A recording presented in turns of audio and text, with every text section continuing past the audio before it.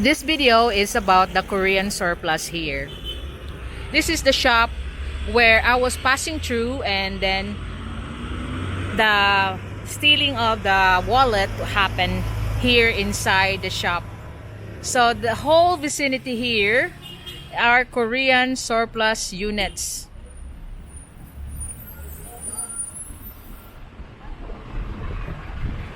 So I will give you an idea what is a Korean surplus now that I am currently with the owner. So these are the items that they have for sale. So a lot of this is still usable. In fact, some of the like cosmetics and all that are still new. Like this one is 200 per kilo. You can see there on the sign.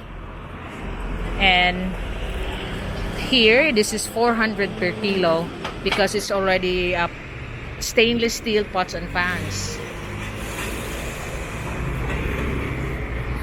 There you can see the different utensils. The utensils and small items like fork and spoon are 200 per kilo.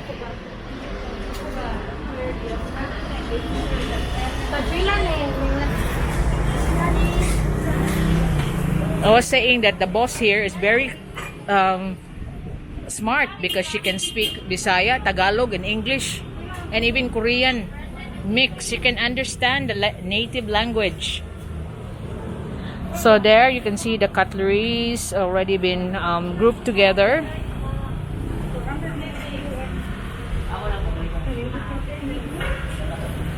So some say that it's so sad that we are now the dumping site for all the used items from different countries, but you have to remind yourself that this is also useful for some of my brothers and sisters that they cannot afford to buy brand new items, you know, and these items are still very good.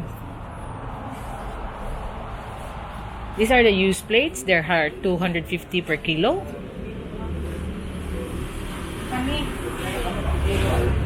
There is 5 kilo, but there the used cutleries 200 per kilo, but it comes useful to the people that are looking for quality stainless steel, but they cannot afford a brand new one. This is the best way to buy this, is the used ones. We buy used vehicles. They also buy used household items and appliances.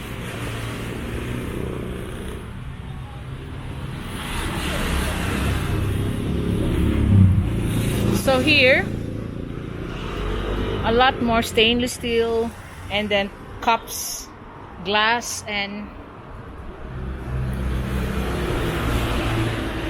mugs, vacuum cleaners, oven toasters, the stainless steel trays. That could be good for my flower pot arrangement. There you got lampshades.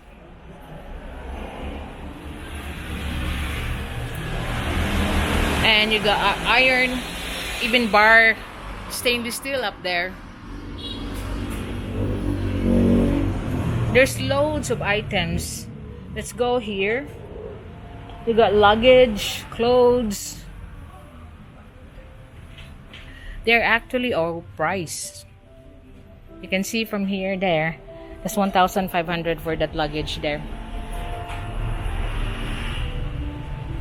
And that's the mat. That's 25 pesos or 2,500. It's actually 2,500. They got furnitures, bags, clothes.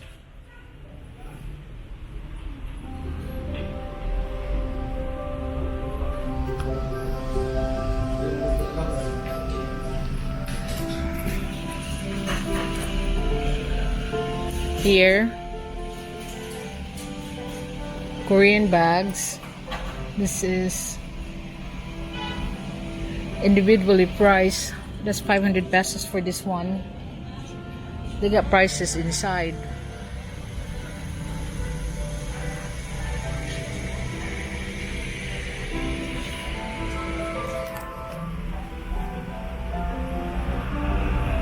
There's the furnitures.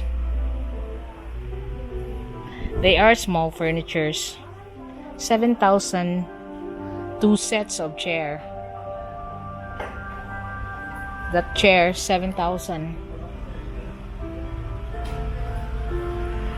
So you can see this is the office that no entry for staff. Look, no entry, staff only. Do not enter, staff only. So nobody, no customer is allowed to go inside that office. But that is where she put her wallet on the cabinet that was seen on that video. That this woman here in the t-shirt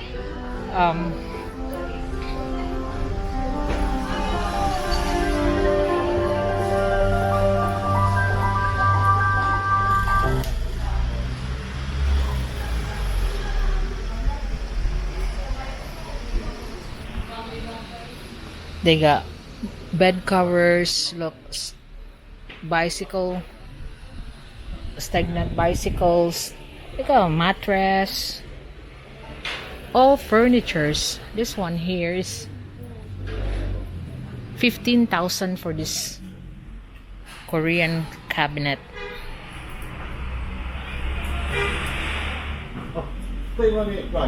I'll open this so I can see what's inside.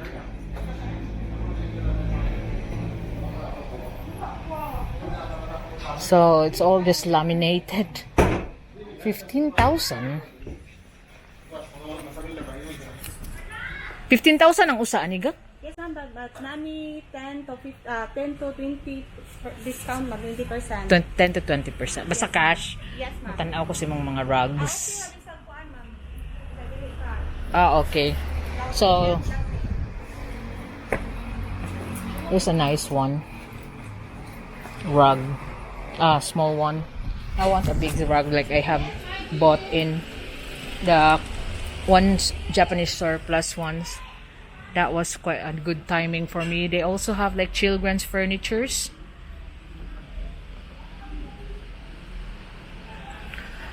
So from the price you can still avail of the 10 to 15% discount even if you pay by credit card. So there's a lot of items here. I'm mesmerized by all of this. This table here is 3,500. Coffee table. The cabinet is 5,000 and this drawer, wooden drawer, is 8,000. Let's see what's inside the drawer.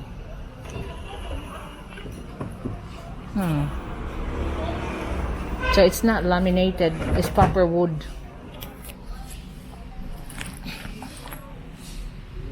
That's 8,000 pesos.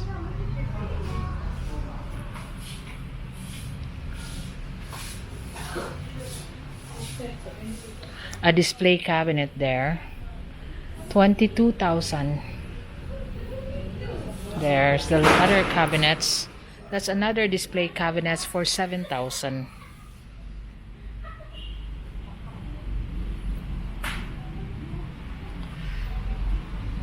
What's that? Reserved to Belinda. So that one in the middle is already reserved. That's 4,000 pesos. I don't know what it is. Another cabinet there, very interesting on the top. On the right side is also 4,000 pesos. So look at the bed, a wooden bed, like Korean style.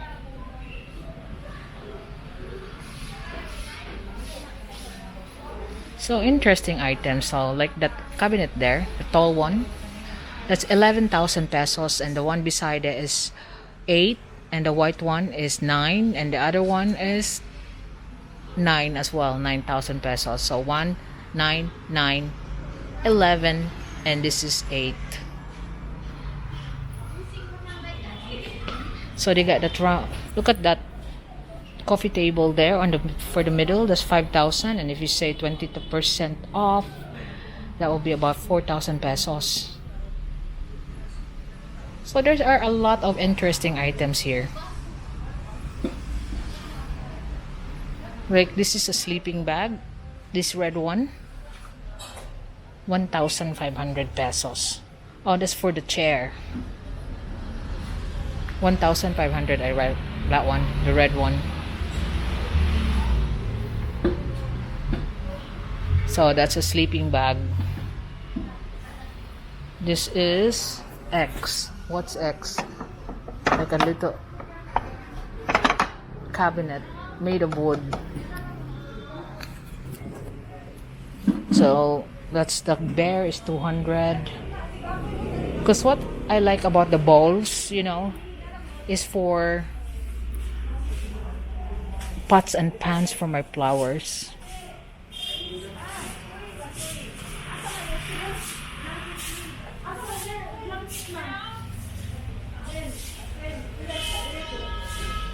This display cabinet here is 13,000 pesos.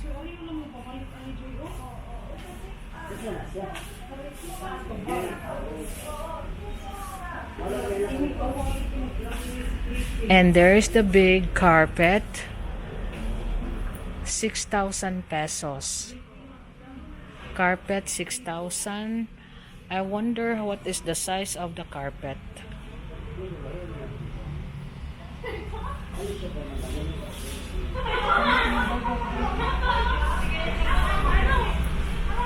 That will be a good one if I could get the size, because I got a room near the that I could put it in the guest house for just for carpets, for accent on the lounge.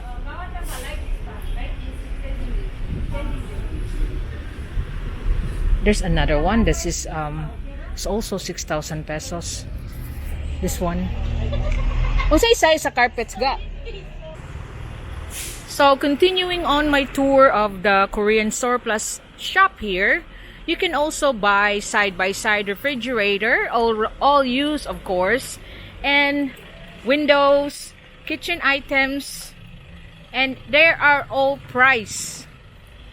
There, the side-by-side refrigerator, let me check, but it's Korean bolt, so you need to have an adapter. I was buying a carpet there. You know, I like carpets to display on my guest house, because I like that there's carpet in the middle of the coffee shop, coffee table rather. So this is like strollers, 1915, and you got all the washing machine, water dispensers. Oh, they got some not for sale there, but these are all the items that they have. So like if you're having restaurants, even strollers for twins there. So you could just buy here. This is called the Korean surplus, open 24 hours, but it's not open 24 hours anymore. But here, across the AA's barbecue, near the on the road of Salinas Drive.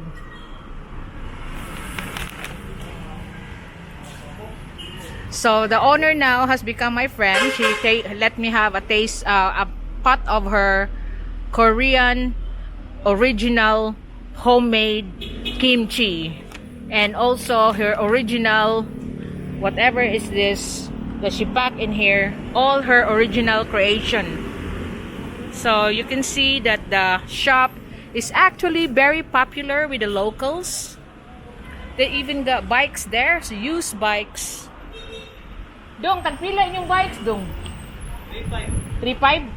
3,500 is the range of the motor bicycle. Used bicycle from Korea. This one, the big ones, 3,500.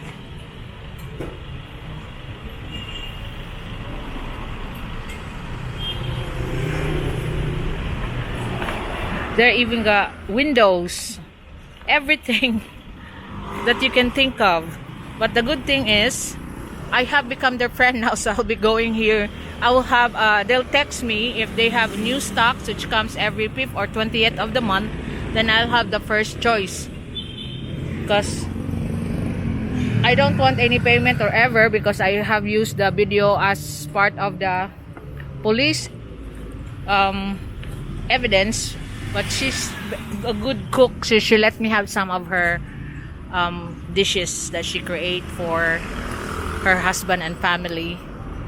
So there, I have here an original kimchi that she created from Korean ingredients. She even import the Korean cabbage.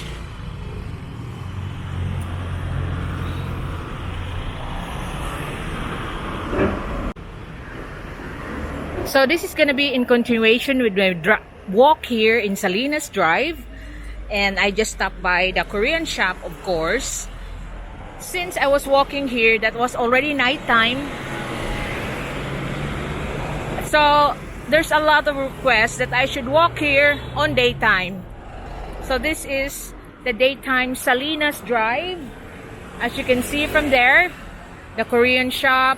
This is also Korean shop across, but they are already closed right now because there is some sort of like sickness around the world that is now causing our economy to get down. But you could already imagine if this last year's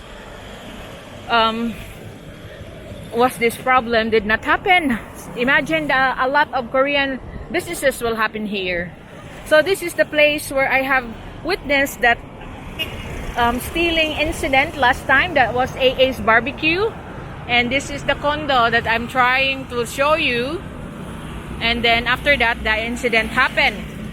Now I'm walking back here and checking on the progress of the case, in which I now get friendly with the Korean surplus owner. I bought some items there, but you know, I will pick it up because I bought a carpet. I'll show you later on. So that's a garden hotel up there. We are now on the vicinity of this university called University of Southern Philippines.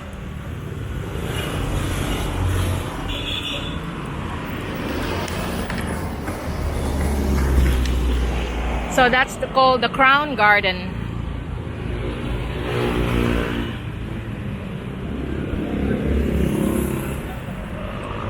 Mga guwapa, eh. Mga pamilya, tinawa mo kwarta. Uy, timpa ka, wapoy kwarta. Nangutang na ko diya sa surplus. So, actually, the bastard's asking me for money. So, this is the Crown Garden. And this is University of the Southern Philippines. And that's the guard. There's no class.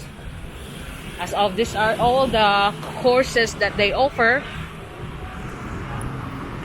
Because you know, those youngsters, they hound you, ask for money, and you start picking up your wallet, and then they will grab your bag. I have seen it before happening, so I won't fall for that trick. Because if they insist on holding my bag, they will realize that I'm actually gonna make that bag into a weapon. I'll smack the bag in their faces.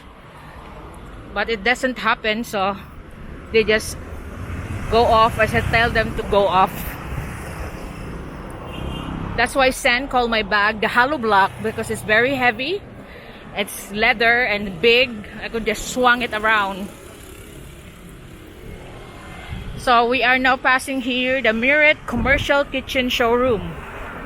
And next to it is the Cebu Northwind Hotel. And right across is the Unlimited Sangyupsal and Chikaan sa Cebu. So that's Cebu Northwind Hotel.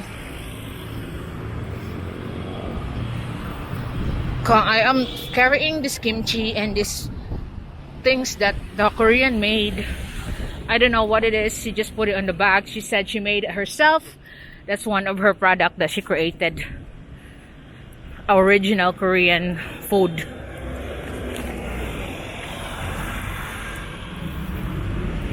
This is the original golden curry here in Salinas Drive, Lahub.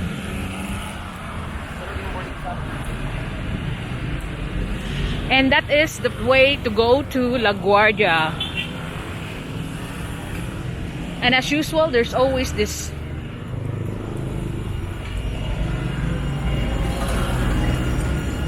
waters. Yes, ako ga.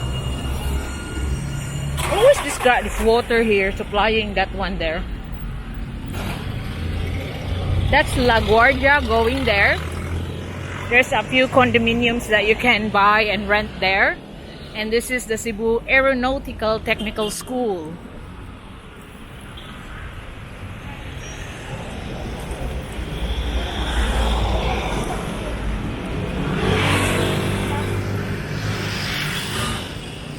Amon Court subdivision, an honor old subdivision here in Salinas Drive.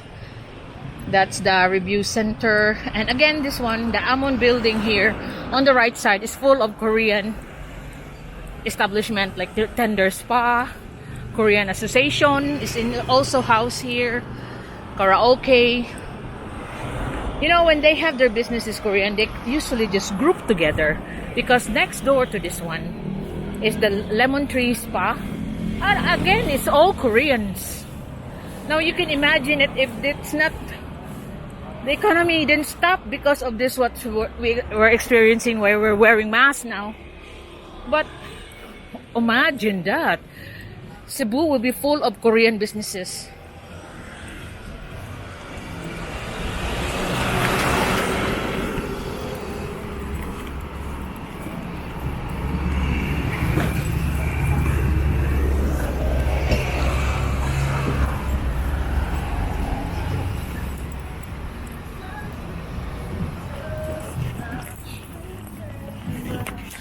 Now I'm just checking my wallet because, you know, I was haunted by those.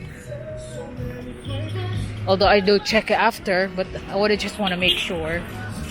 Popoy Sizzlers. There's another new eatery here. Popoy Sizzlers. It seems like a grill. And this is what I mean. The Tree Shade 24-hour spa. Mostly around here is also Korean businesses. Aside, of course, from that Popoy Spa. Popoy Grill. But you never know, it might be another Korean business again. There. This is Salinas Drive. We're coming right to the end. And I will be entering IT Park.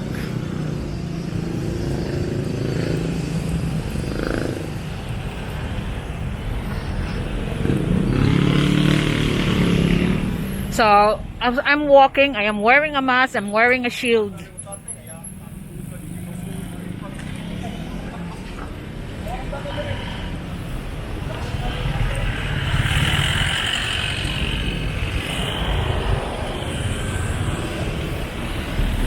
So, here, used to be before, there's a lot of Korean businesses. In fact, there's a Korean church around here, but it's all destroyed now. I believe this is going to be part of the Cebu Exchange parking area or something, because it's right near to the Cebu Exchange, one of our biggest here in Cebu City. Now the traffic has started to clog up.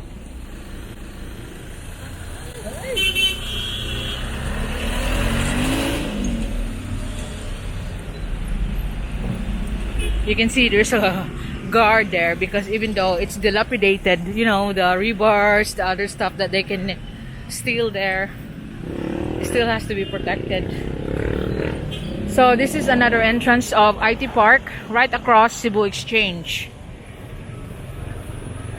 There's someone here cleaning the pathways, which is very good.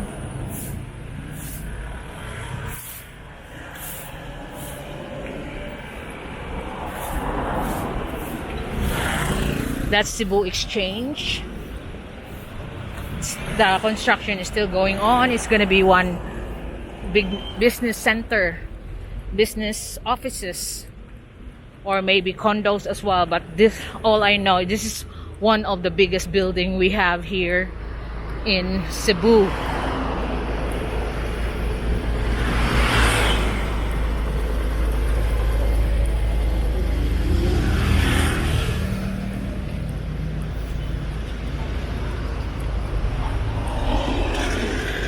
So I will go up to the end of Salinas Drive and I'll come back going through IT Park. So I have to make you a tour of IT Park at daytime.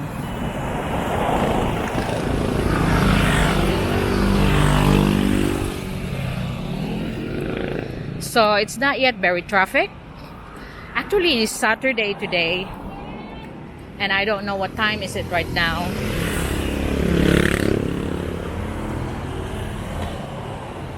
So there's a construction going on, so you expect people to be selling food around near it, like the one there. Then this is the Honda showroom of Do Exam. I just bought a motorbike there, as you know on my video.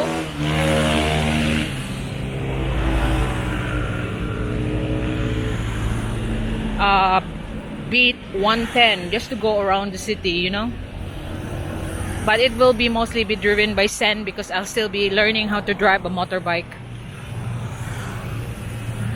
So there, we're nearing the entrance of IT Park. As you can see, you can already, those who's been there can already see the familiar walk from waterfront across to IT Park. So one good thing that people said about my video is like, when I meet people on the road, I talk to them in my language and in translate in English because, you know, foreign bloggers are now, which is flattering to know that they are copying my style, but they're actually dubbing it.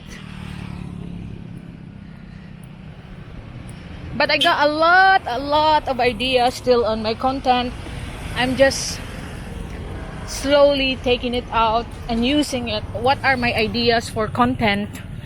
But I cannot do it all at once. So this is just one of my idea of style, walking interaction and describing what I see, in which is now been copied. The pricing video is now also been copied. I still got a lot on the chest, in my treasure chest. So one at a time.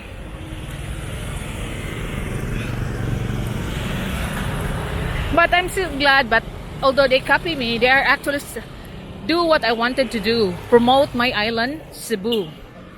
So though it's fine with me, they copy me. Although I can't help, I can't do it anyway. I can't do anything about it because it's an open thing, but at least I'm also glad that they also promote Cebu. And I'll also be happy to see other vlogs of other islands that I've never been to because for one reason, promote the whole Philippines. So here we have, this is the end of IT Park. And right next door to it are all these little houses with shops underneath that serves the call center workers. And also they got rooms for rent there that serves the call center workers.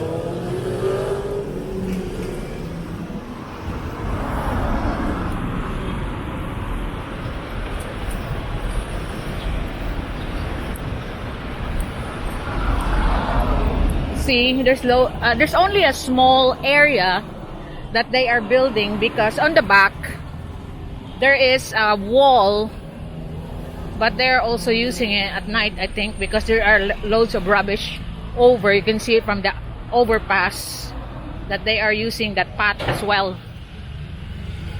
So we are now nearing the end of Salinas Drive. This is Salinas Drive, Lahug, Cebu City.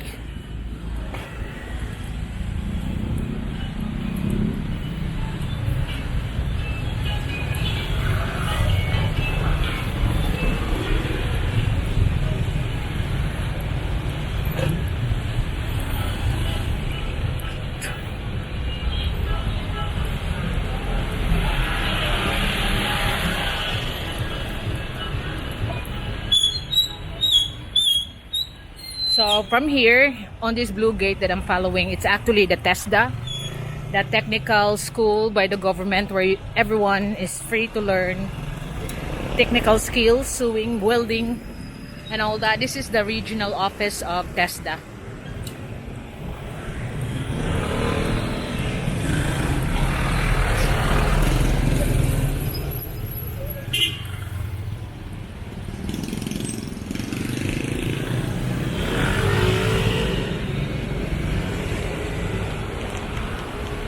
So this is now the end, the crossing, where this is the end of Salinas Drive, and on the way there to Archbishop Reyes, on the right side is going to the Cebu Business Park, and if you go straight ahead, that's Pope John Paul on the right side, and on the left side is San Jose de la Montaña. And on the way there, that will be going to Talamban, north of Cebu City. So you'll pass by Banilad, then Talamban. So this is it, the end of Salinas Drive. Walking tour at daytime.